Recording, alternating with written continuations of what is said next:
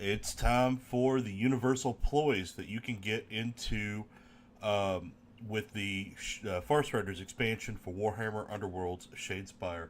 Now, I'm pretty excited about this because this is always my favorite part. I like to do it at the end of each of these sets of videos where we get into the Universal Ploys because I feel like they have the biggest effects on the meta and they usually give me the most cool ideas for new strategies and deck builds. Now, as always, this is a hot take series. This is all based on my initial impressions of these cards as soon as I see them. Haven't done a lot of research before these besides what's been leaked and mentioned through Warhammer community and a few other official sources. So without further ado, let's get into them. Alright, our first card is Ephemeral Shield. The first friendly fighter to be targeted by an attack action in the next activation has +1 defense. Simple, straight to the point. This you're going to be using a lot like cards from the past, like Insensate, or the new one that Magor's Fiends has.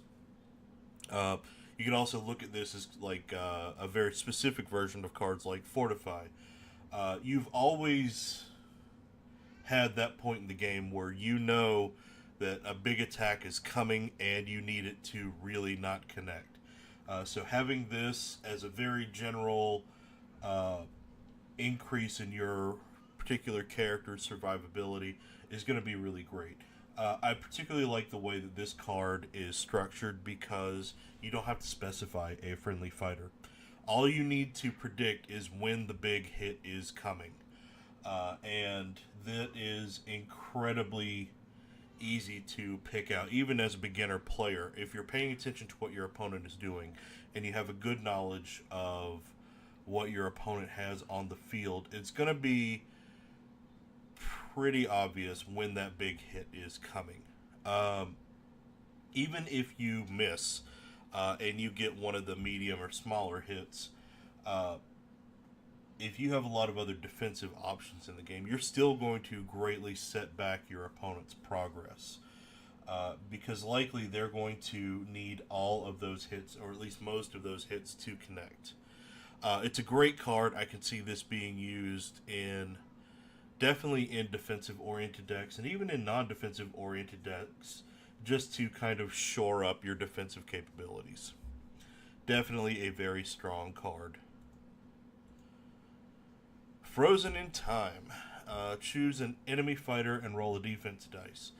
On a roll of shield or crit, that fighter cannot make any actions or be damaged in this phase. So this is very interesting, and I think this is one of those tricky cards like Time Trap or No Time. Basically any card that has time in the title. The use of cards like this are going to be one of the things that really separates your highly skilled players from your players that are still developing. So it's very important to consider the specifics of this card. Okay, this only works on an enemy fighter. You have a 50% chance. And if you succeed at that chance, you're going to lock out an enemy fighter for an entire phase. That means right up until, from the time you play this until the end phase. So it's worth mentioning that this doesn't make a character untargetable. It just means they can't make any actions, and they cannot be damaged. They can still be pushed. They can be affected by other things. You can attack them. Your attack may still be successful. It won't do any damage, but you can still make a successful attack. You can drive them back. You can affect them with movement shenanigans.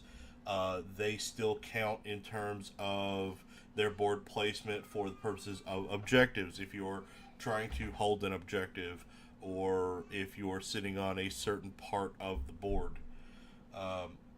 But the nice thing is, this is a direct counter to what I call the Voltron build, where you are trying to put all of your upgrades on a single character like Gurzag or Fuel Grimnir.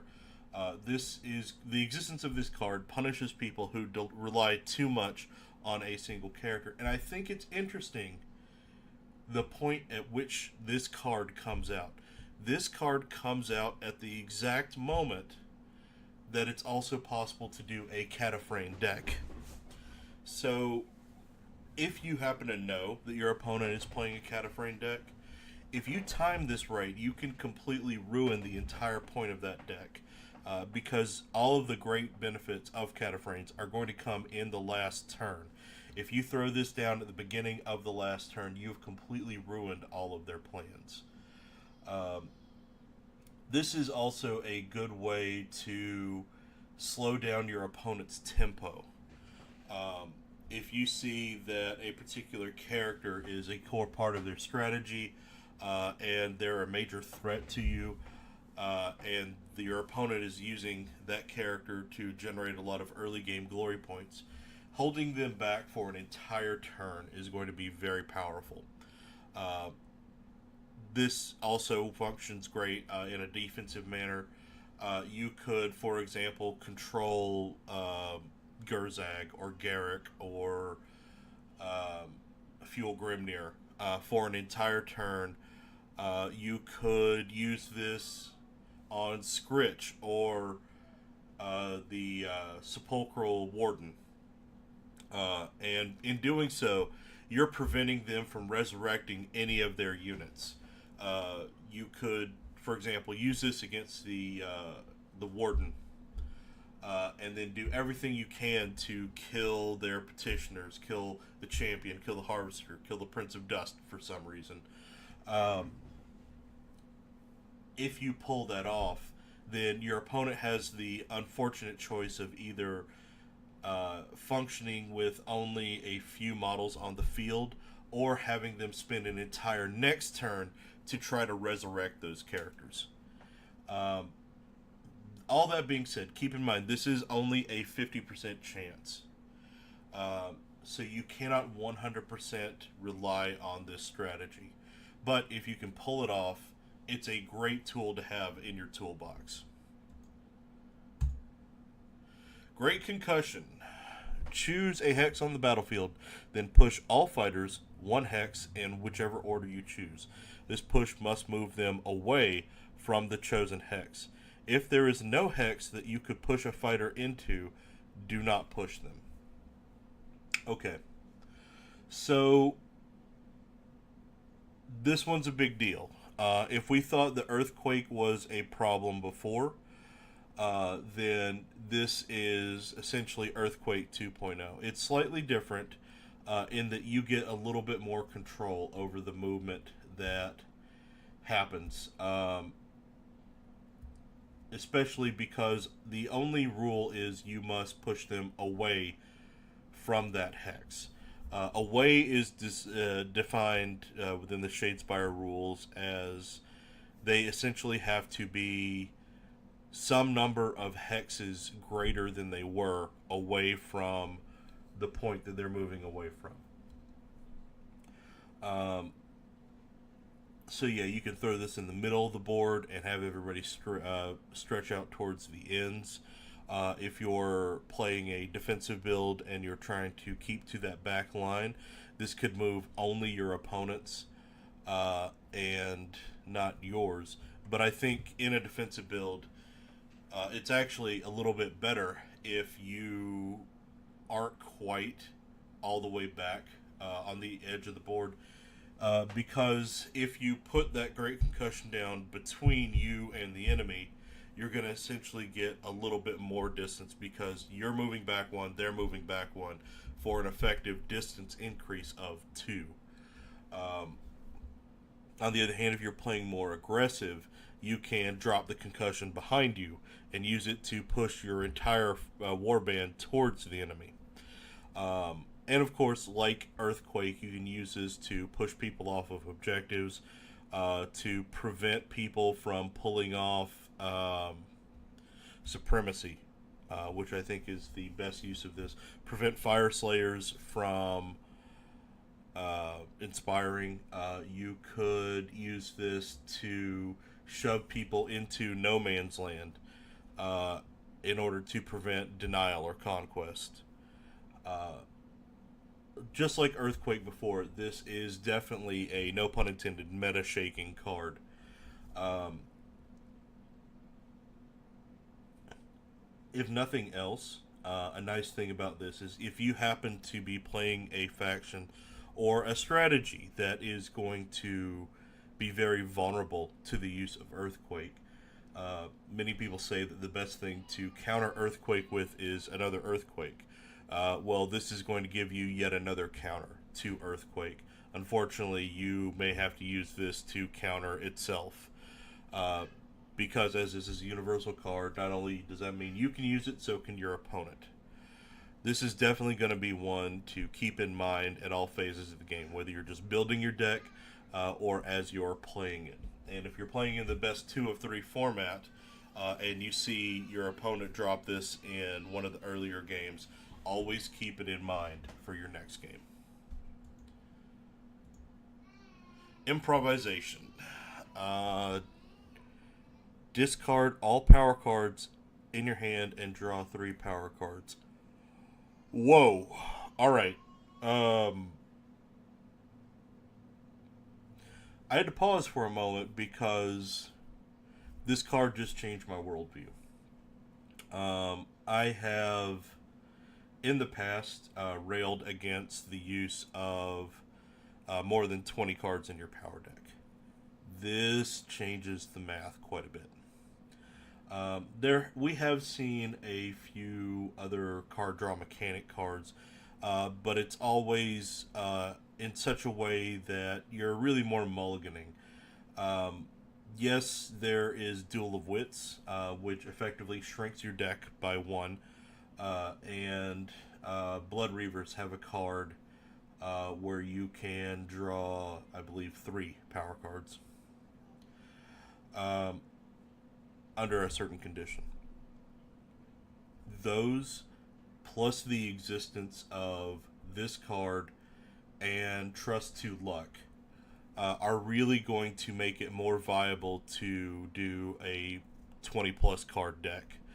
I've started to see in the meta a lot of people are running 22, 24, even 26 and 28 card power decks. I'm Now that this exists, I can see a definite reason for that, and I can see that being a part of a grand strategy for a tournament deck. Um, I think I think in the very near future we're going to do a video on the 20 plus card deck debate, how to do it, why you should do it, why you shouldn't do it, and all of the other important factors within that controversy.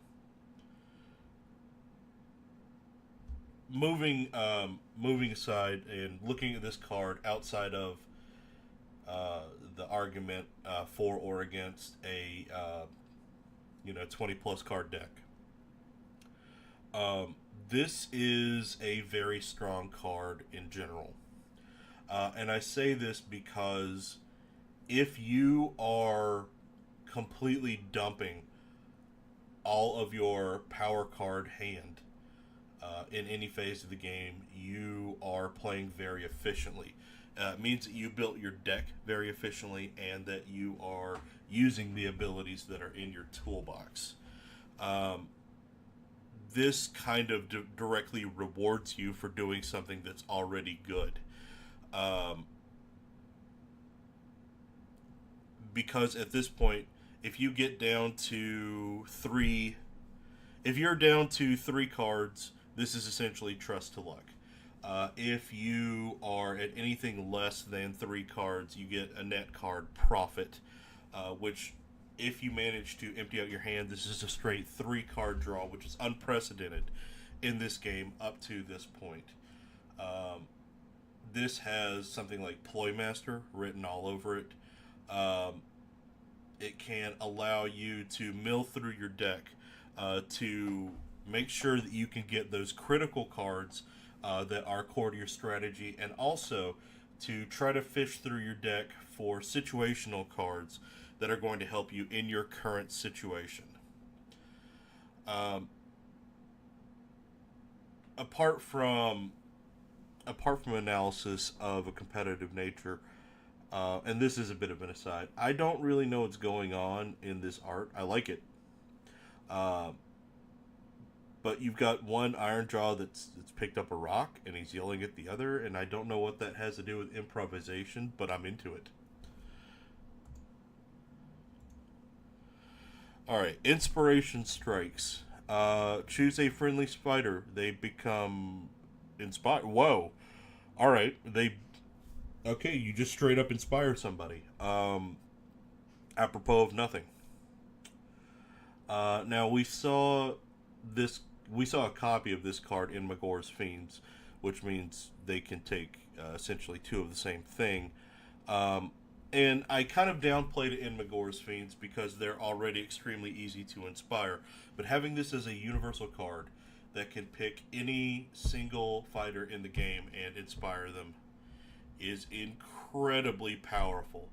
I'm struggling to see a faction or a deck that is not going to massively benefit from this card and this card specifically.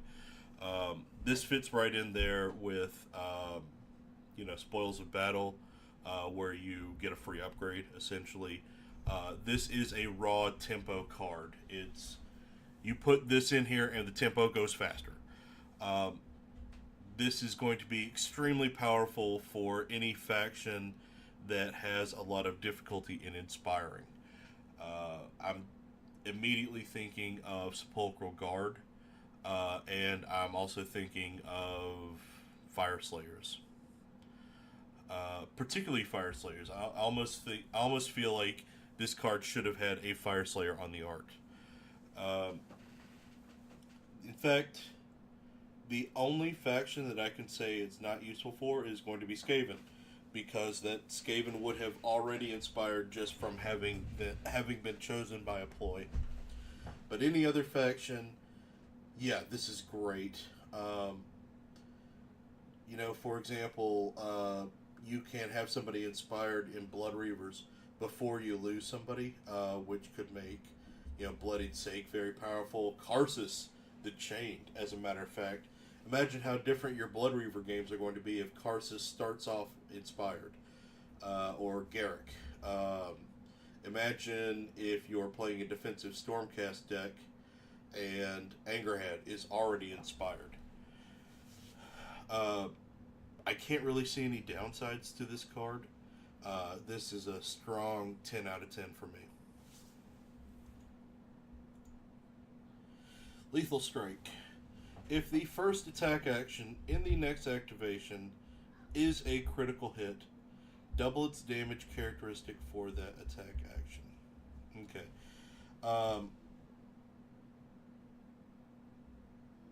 We have seen several cards that are really good, not necessarily guaranteeing a critical hit, but making one very likely. Um, that being said, you've got a lot of moving parts here. It needs to be an attack action in the next activation, which means your opponent is going to see a definitively large hit coming.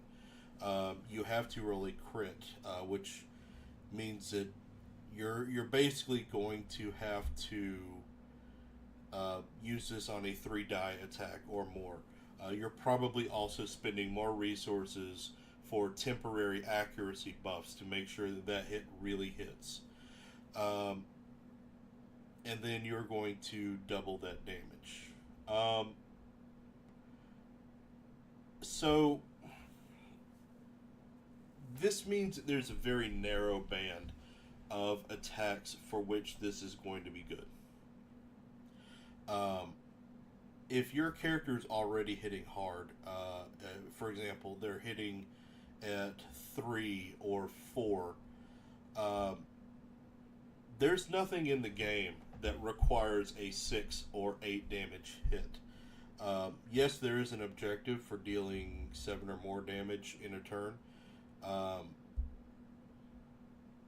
but still, that's a really inefficient use of force. Though, actually, now that I think about it, that works well with no remorse and crushing force. So yeah, if you happen to, I mean, the dream setup is where you hit somebody like a truck with this, then you score crushing use of force, no remorse, and whichever the objective is, where you deal 7 or more damage in a turn. Um, Apart from that, this could turn a 2 damage hit into a one shot. Which, interestingly, most of the cards where you're going to be throwing 3 dice to attack are in that 2 damage range. Um, so yeah, it's okay. I do think it's situational though, just because there's such a narrow band of attacks for which this is most efficient, and it involves a lot of moving parts, and it's way too easy to counter. Um, as soon as I see this go down, I'm going to do whatever I can ploy wise to immediately prevent you from attacking or successfully attacking in the next turn. For example, if you throw this down and then you throw something down that's going to give you extra dice to attack, I'm just going to smile and nod, and at that last ploy, I'm going to throw down Insensate, and all you can do is 1 damage. Uh, and there are several cards that function like that. Quick think, excuse me, quick thinker. Reaction: play this after an enemy fighter's move action. Make a move action with a friendly fighter who has not already made a move action in this phase. This is great. I am, as always, a massive fan of any card that lets you get extra actions, especially out of sequence. This is, in my mind, one of the things that makes the orcs so great in Shadespire. Um, Opening this up to everybody, um, it's also worth considering the effects of the FAQ. Um, Under normal circumstances, if a card specifies a particular type of action, say move or charge, you can make that in defiance of the rules that involve your character already having made a move or already having made a charge. This has specific verbiage, though, in that that fighter has to have not already made a move action. Considering a charge action is a move and an attack action, um, it wouldn't work for them. What this is for is to increase the tempo on your side of the board by getting more movement than you would otherwise normally be allowed. Um, if you have more than more than 4 fighters in your faction, or you're at 4 and you had to use one of your other actions for something else, um, this is going to let you make up for that. If you have less than 4 fighters, this is going to give you the opportunity to put somebody in place to spam attacks if you throw somebody right in. Or this will give you the opportunity to still make your movement goals for the turn and get your fighters to the places they need to be, but give you the option of spending more of those actions on going on guard or getting extra attacks, or, and I think this is going to be the best use of it, drawing objective cards or power cards.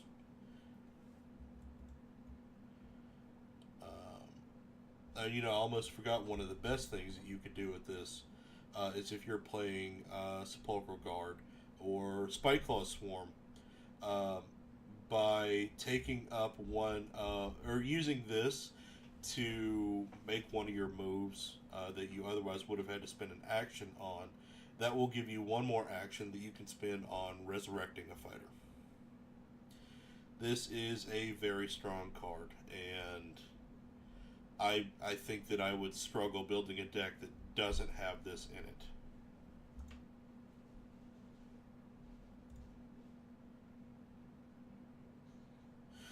Wait a second, I just thought of something. Let's pull that back up.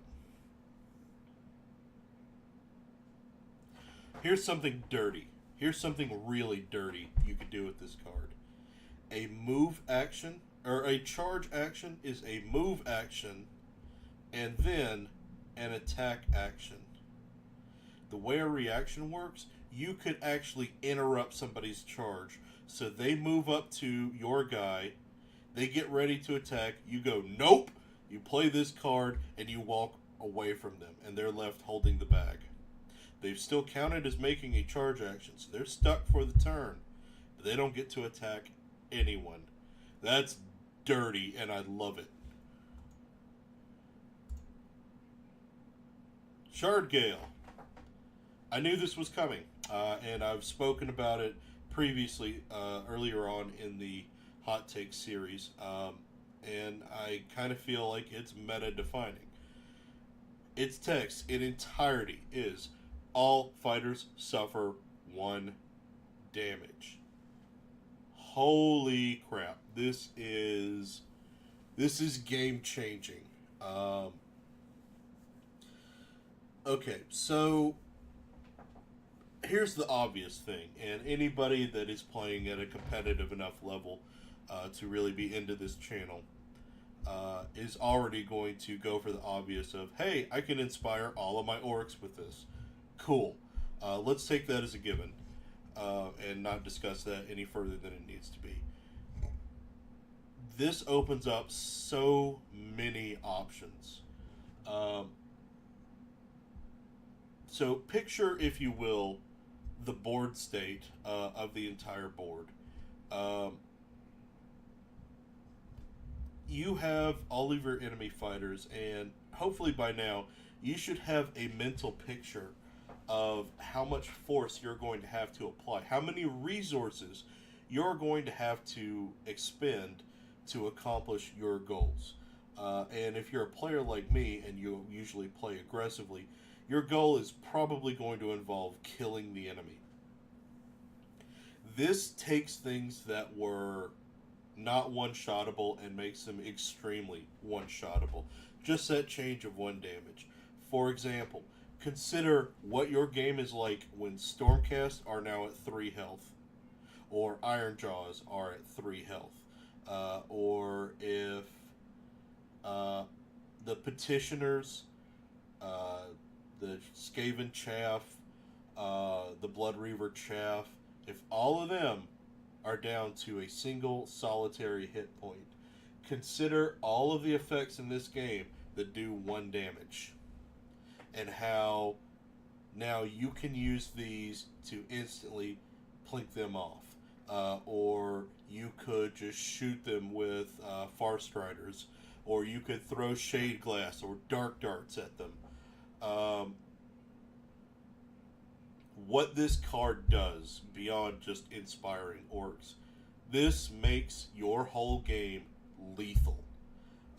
This means that whatever's going to happen, people are going to die, and they are going to die quickly.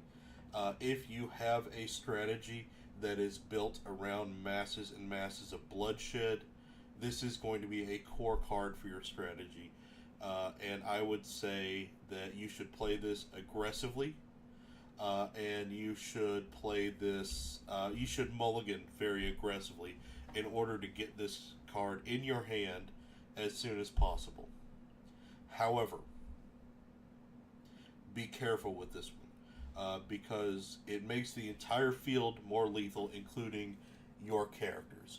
You also have to consider, if you have a lot of chaff, your opponent might also have this card, which means they could do the same thing to you. There may be a situation in which they're much stronger, having suffered 2 damage to everybody, than you are having suffered 2 damage for everybody. For instance, let's say your opponent is playing Stormcast of some sort, and you're playing Sepulchral Guard. You play Shard Gale to make it much more likely that you can kill those Stormcasts with your relatively low damage. Your opponent responds by playing Shard Gale.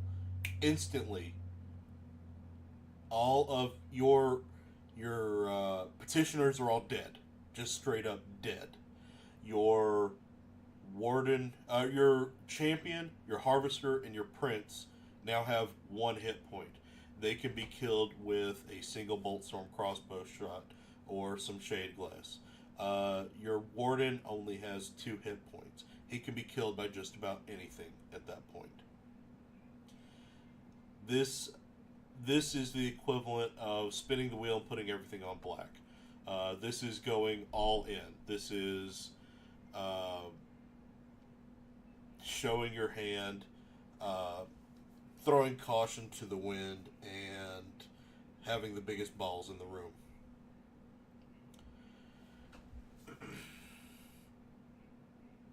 Another thing to consider, and this is a bit of a minor point compared to everything else I've discussed with this particular card, this actually does open up paths into a lot of objectives.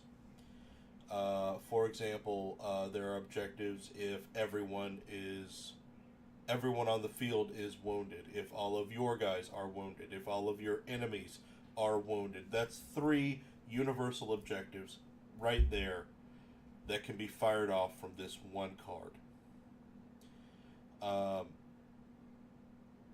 Once you have the full package of this affects the board state, this affects inspiration mechanics, this affects a number of objectives you can achieve, that means that this card is strategy defining.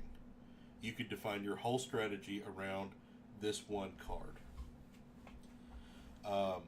And ultimately, that's what really excites me whenever a new set comes out, is coming across a card like this that is not only going to create and define a whole new strategy, it's going to create a definitive change within the meta.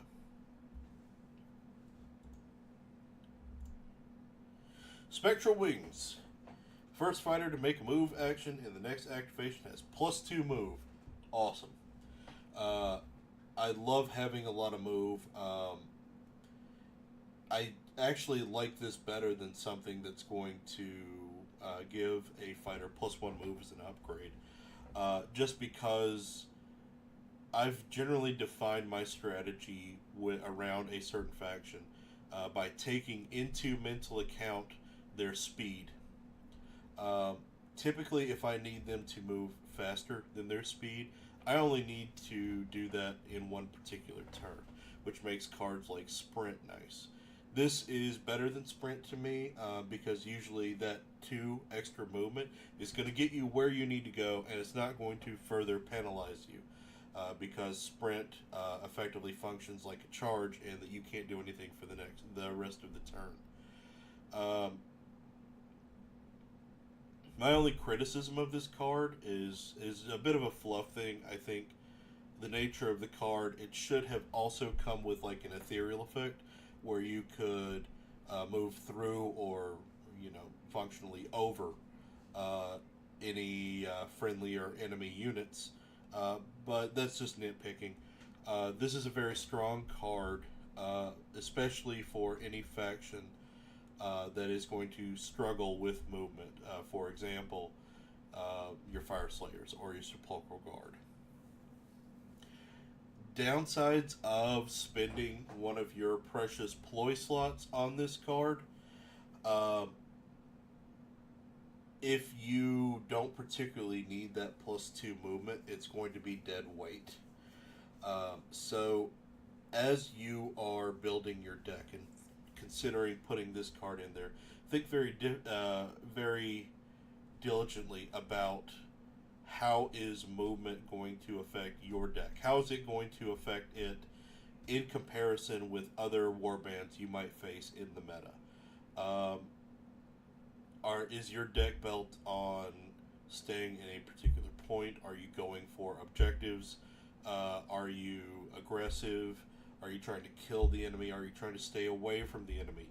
Spectral Wings is going to have varying levels of utility for all of those, but this fits very nicely in that movement shenanigan slot that I talk about in the deck building video. Um, that being said, movement shenanigan slots are very hotly contested because there's a lot of really great movement shenanigan cards in the game. Twist the Knife. Reaction. Play this during a friendly fighter's attack action that has a range of 1 and will succeed. It has +1 damage for that attack action. Okay, great stuff. It's like Trap, but slightly different. I think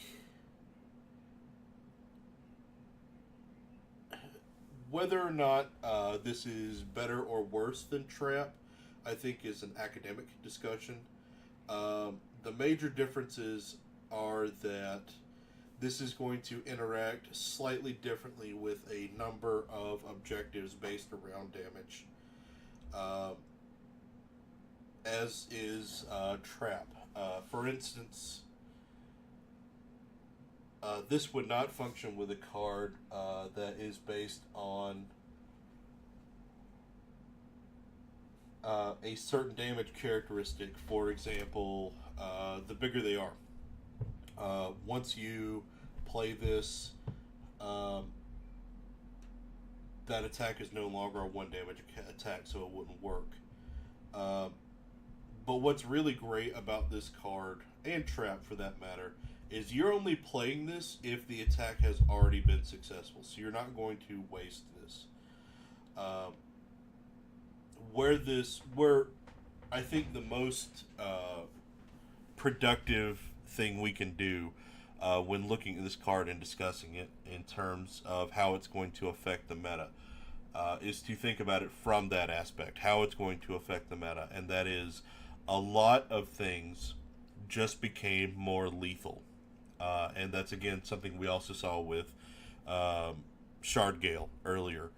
All of your 1 damage attacks, for example, your Farstrider bolts, your chaff units in a number of factions, Shard Gail itself, Trap, all of them just had the potential of suddenly being 2 or 3 damage, or sorry, 1 or 2 damage greater than you would expect. So yeah, this can turn something that wasn't a threat into a threat. Your opponent and you need to be aware that this card exists when you're doing your mental calculus on determining how much danger your units are in or how much danger your opponent's units are in. Great card. I think I can definitely see playing both this and Trap in a deck with a lot of 1 damage options. Okay, and that's all of them for the Farstriders expansion. Now, I think the theme that we have here in this particular set of cards is that everything in the game just became more lethal. And I think it's interesting that this particular set of cards didn't come with Magor's Fiends. This came with the Farstriders. Everybody that was being kept safe by their number of hit points is now in much more danger because of Shard Gail. Orcs just became much more dangerous. Anybody that does 1 damage just became a lot more dangerous. Even factions that, most of the fighters do 2 damage just became a lot more dangerous because a lot of stuff is now in 1-shot territory. There's going to be a lot more surprise death from Twist the Knife in conjunction with Trap. There's going to be a lot more surprise movement based on Quick Thinker and Spectral Wings. There is an important aspect of predicting how the game is going to go and what your opponent is going to do. This expansion, I believe, just made that prediction a lot harder and honestly a lot more interesting. Uh, I'm super excited about building a deck with this new stuff. I hope you are too. Let me know what you think down below. I'd love to get a discussion started on this video in particular because I think that this probably changes the meta more than any expansion we've seen up to this date. Other than that, please like, share, and subscribe this video to help us bring you further Warhammer Underworlds tactics contents. And until the next video, have a good one.